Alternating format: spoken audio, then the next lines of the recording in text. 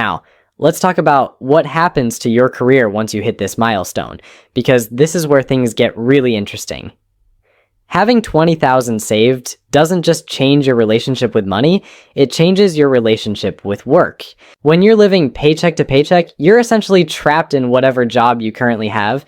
Your boss could be terrible, your coworkers could be toxic, the work could be mind-numbing, but you can't leave because you need that next paycheck to survive. This puts you in an incredibly weak negotiating position. You can't ask for a raise because you're afraid they might fire you.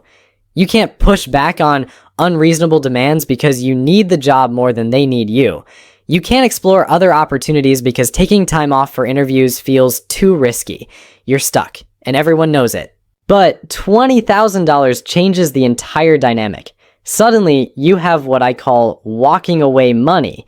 You could quit tomorrow and survive for months while you find something better. This doesn't mean you should be reckless or burn bridges unnecessarily, but it means you're negotiating from a position of strength instead of desperation. This psychological shift affects everything about how you approach your career.